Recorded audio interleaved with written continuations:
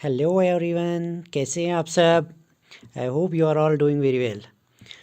सो let us start करते हैं। हम आज का जो टॉपिक रहेगा वो रहेगा हिस्ट्री ऑफ मुग़ल एम्परर्स।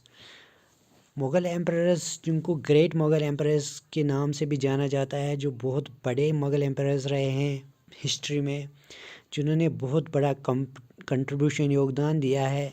जो इंडिया में हिस्टोरिकल प्लेसेस है या टूरिस्ट प्लेसेस है, बड़े बड़े फेमस प्लेसेस है, जो इनके नाम पे अभी भी मौजूद है, इन्होंने अपने एम्परर के टाइम में यहाँ पे एस्टेब्लिश किए हैं।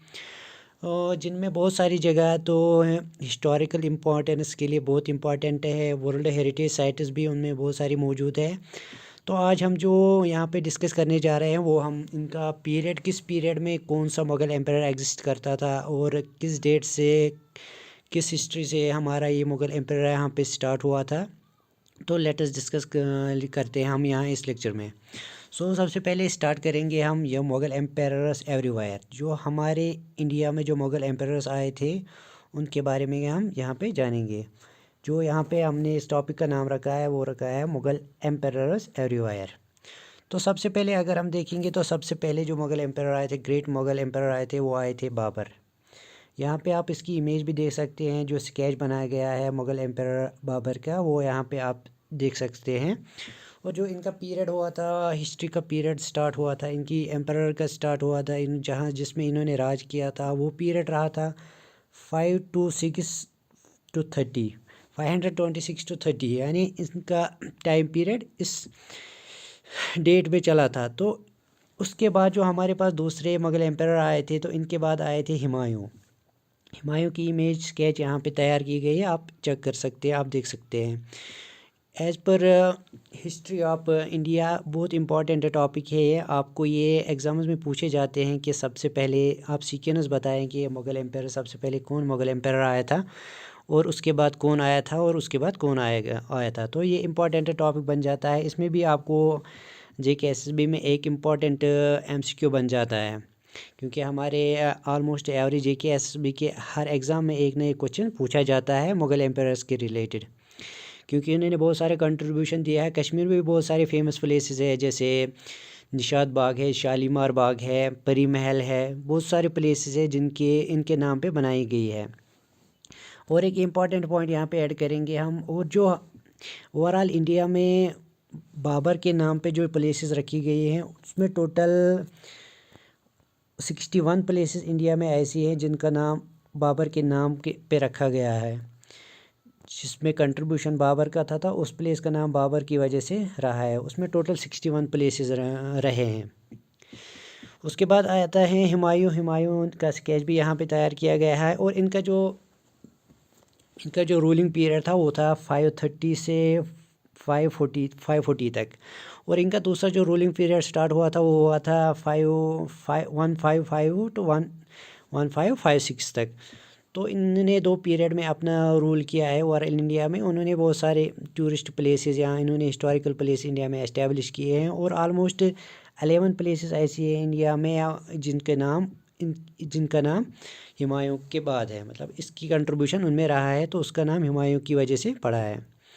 तो नेक्स्ट जो हमारे पास ग्रेट मुग़ल एम्पायर थे वो थे अकबर ऑलमोस्ट सबको पता होगा। देखिए इनका स्केच यहाँ पे तैयार किया गया है।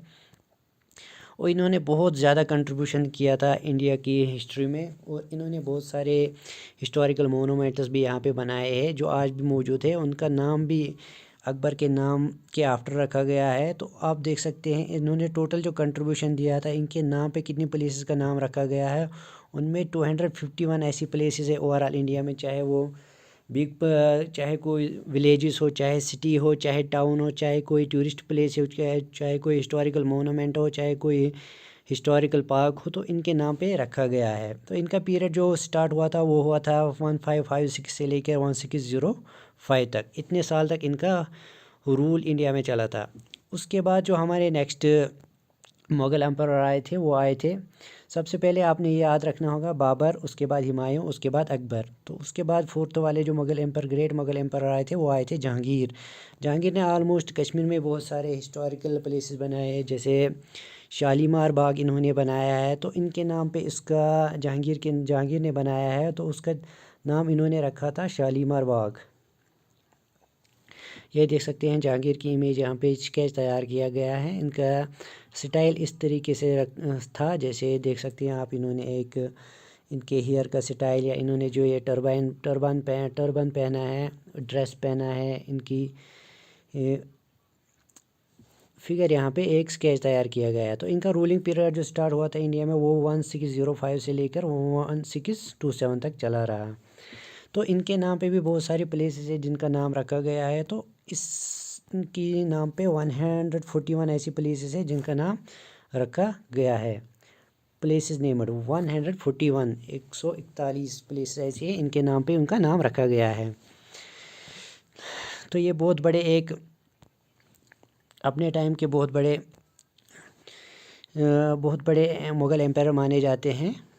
आप इनको भी, इनका डिटेल्स वगैरह जो भी है आप नोट डाउन कीजिए, क्योंकि इसमें भी एक ऑब्जेक्टिव पूछा जाएगा। उसके बाद जो हमारे पास एक अनदर इम्पॉर्टेंट है, जो सबसे ज़्यादा इम्पॉर्टेंट बन जाती है, वो जाने जाते हैं शाहजहाँ, क्योंकि इन्होंने एक वर्ल्ड हेरिटेज जो 7 वंडर्स ऑफ वर्ल्ड है उसमें इन्होंने एक वंडर बनाया जो इंडिया में प्रेजेंट है, जो यूपी में प्रेजेंट है। सब ने देखा होगा, सब उसके बारे में जानते हैं। आप गेस कर सकते हैं उस नाम का प्लेस क्या है। उसका नाम है ताजमहल। ताजमहल इन्होंने बनाया था अपनी वाइफ की मेमोरी में बनाया था, जब वो इंतकाल कर गई इस दुनिया से, तो उन्होंने वहीं पे इन्होंने इसको दफन किया है। तो उनकी याद में इन्होंने वह ताजमहल बनाया था। तो इनका रूलिंग पीरियड था, जैसे आप देख सकते हैं, रूलिंग पीरियड 1627 तक 1627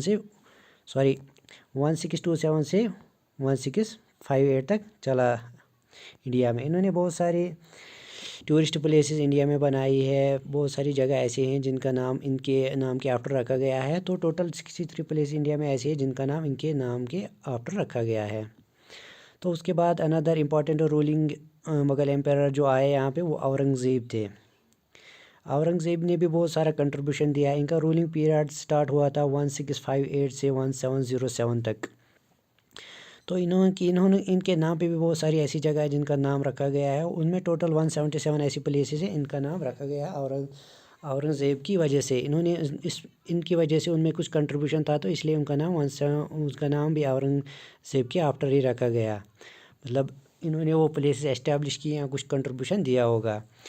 तो ये था हमारे मुग़ल एम्पायर जो आए थे, उनकी जो हिस्ट्री थी वो हमने पढ़ी है।